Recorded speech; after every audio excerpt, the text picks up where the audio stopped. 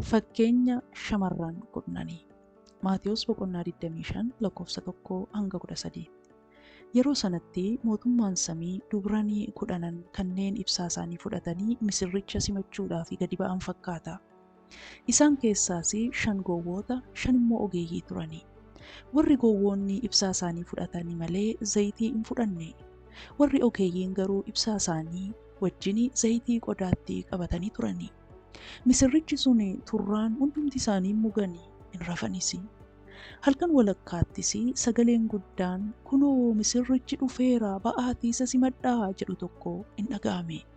Shamarran sun hundinuus ka'anii ibsaa isaanii qopheeffatanii. Warri gowwoonni sun warra ogeeyyiidhaan ibsaa keenya nu duraa dhaamutti jiraatii zayitii keessan irraa xinnoo nuu kennaa jedhani. Warri ogeeyyiinis deebisanii hin kenninu tarii wanni nuufi isin ga'u hin jiru ta'aatii jedhani. Qooda kanaa warra gurguru bira dhaqaatii ofii keessaniif bitadhaa jedhaniini. Garuu utuma isaan zayitii bitachuu dhaquutti jiranii misirrichi dhufe. Dubarri qophaa'anis isa wajjin galma cidhaa fuudhaatti ol galanii. Balballis hin cufame.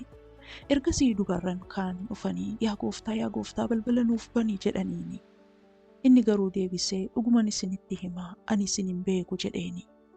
Kanaafuu isin sababii guyyaa sana yookaan sa'atii sana hin beekneefi dammaqaa. Kana kan dubbate gooftaa keenya Yesuusidha. Egaa seenaa dubranii kana 10 irraa waan baay'ee barachuu dandeenya.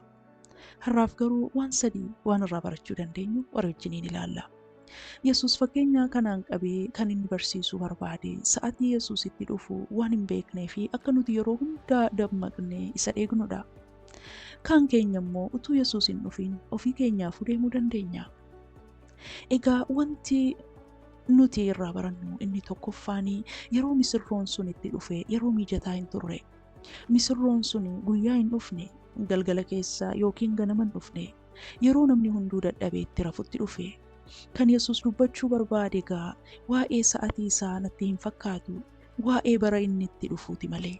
Kanaaf yeroo Yesuus dhufu yeroo ulfaataa, yeroo namni hundumtuu itti dadhabee mugu, yeroo dukkanaa'aa akka ta'uu danda'u irraa baranna.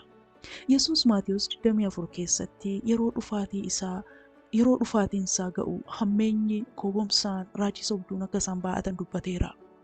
Kanaaf Yesuus yeroo dhufuuf jedhutti sababii rakkina adda addaa fi hammeenya biyya lafaarraan kan ka'e yeroo ulfaataa ta'a.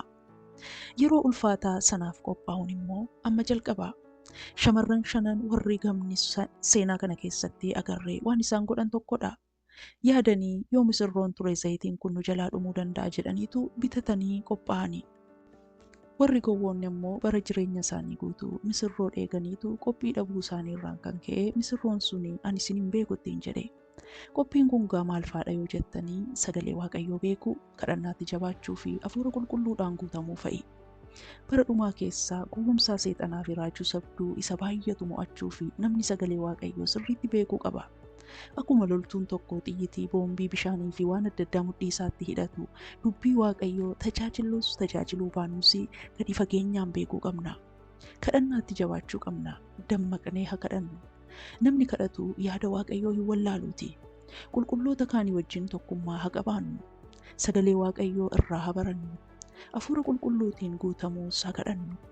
Kadhachuun, sagalee Waaqayyoo dubbisuun, Waaqayyoon barbaaddachuun yeroo rakkinaa duwwaa utuu hin taane ammasidha. Inni lammaffaa nuti seenaa kana keessatti barannu shamarran warri ogeeyyiin zayita isaanii warra gowwaaf hiruu hin dandeenye. Kanaaf yeroo ulfaataan yeroo dhufu abaluunaaf kadhadhu, abaluu macaafa qulqulluu natti himi jechuu hin dandeenyu. Ofuma keenyaaf of dandeenye kadhachuu fi sagalee Waaqayyoo barachuutu nurra jira. Mul'ata namni nuuf argu sana ofuma keenyaa fi Waaqayyoon kadhannee arguu shaakaluun nurra jira.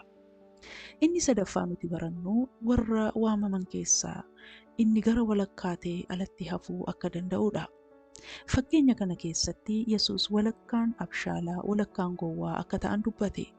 Waldaa keenya keessaa amanaa walakkaan kan dammaqee fi abshaaladhaa laata?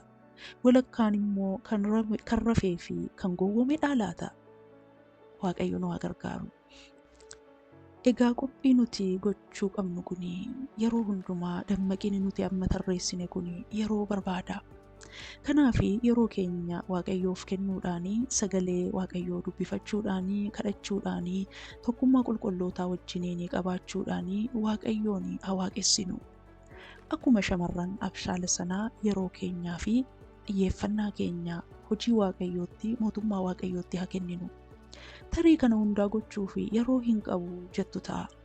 Yoo yeroo hin qabnu ta'e immoo Waaqayyoon yeroo hin qabuuti maaloo yeroo naaf kenni jennee haa kadhannu. Yeroo kootti fayyadamuudhaafis ogummaa naaf kenni jennees haa kadhannu. Wantoota jireenya keenya keessatti xiyyeeffannaa barbaadan kan akka sagalee Waaqayyoo fi kadhannaa adda baasnee yeroo keenya isarratti haa dabarsinu. Waaqayyoo hunduma keenyaa fi hafuura dammaqinaa nuuf haa kennu. Waaqayyo isin haa eebbisu.